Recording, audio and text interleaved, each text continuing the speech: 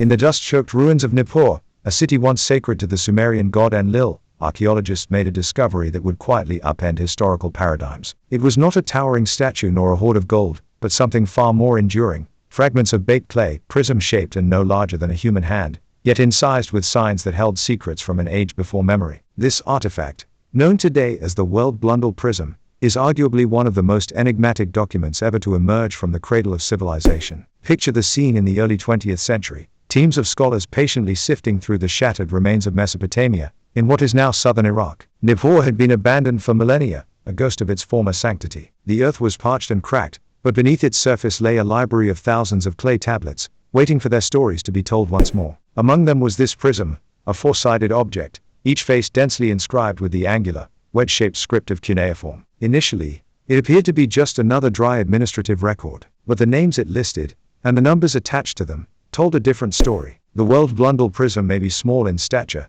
but its implications are monumental. Created around 2100 BCE, it preserves traditions that reach back tens of thousands of years earlier. The scribes who composed it wrote not with the flair of poets, but with the methodical precision of bureaucrats. They were recording, in the style of a census or a ledger, the lineage of kings and the incredible duration of their reigns. The text opens with the city of Eridu. When kingship descended from heaven, it was in Eridu. The phrasing is straightforward, yet the claim is extraordinary. Kingship, the legitimate authority to rule, was not seized by the strongest or elected by the people. It was delivered from above. The first monarch was Al-Ulim, who reigned for 28,800 years. He was succeeded by Al-Algar, who ruled for 36,000 years. Then came Enlil for 43,200. One after another, the numbers ascend into the realm of the incredible, until the cumulative rule of the first 8 kings reaches 241,200 years. The scholars who first translated these lines were baffled. How could such figures be reconciled with human history? Some propose the numbers were symbolic,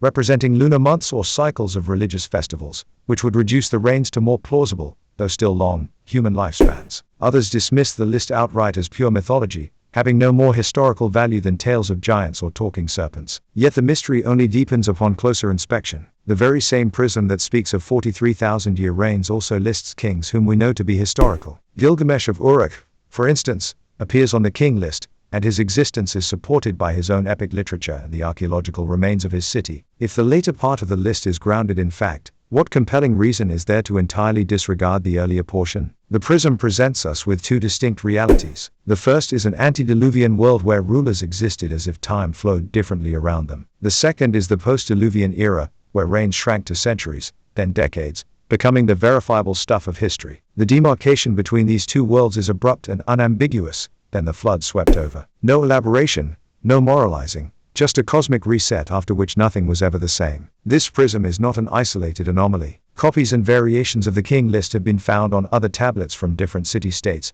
each bearing the same core narrative. This was not the idiosyncratic fantasy of a single scribe, but a tradition shared across Sumer, recopied and preserved for generations. All versions concur.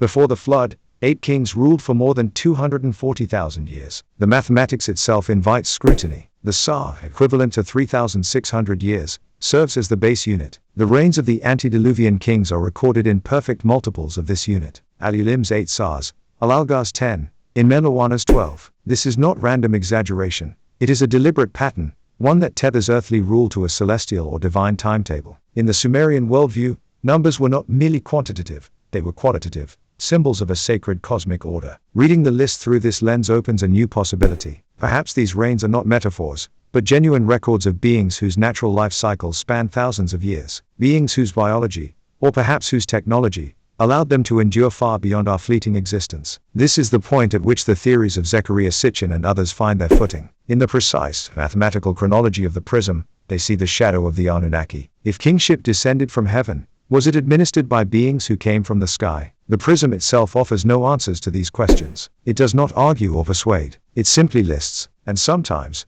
the most powerful documents are those that state their case in silence. The initial discovery of the Weld-Blundell Prism did not cause an immediate public sensation. It was a curio for specialists, another clay fragment among many. Only gradually did the weight of its implications settle. If taken literally, it suggests that civilized society extends back not 6,000 years, as is often taught, but hundreds of thousands. If taken symbolically, it still reveals that the Sumerians carried a powerful memory of a time when their rulers were closer to gods than to men. In either case, The prism compels us to ask, what did the Sumerians know? What profound truth were they trying to preserve across the centuries by pressing these specific words into clay? Was it a history handed down from their own remote ancestors? Or was it knowledge imparted to them by the very beings they called the Anunnaki, guardians and sovereigns from beyond this world? Thus, a simple prism of baked clay becomes a portal, a gateway to a world where time was not counted in dynasties but in ages of thousands of years. A world cleft in two by a single, cataclysmic event, the flood, after which everything changed. A world where kingship was a celestial endowment,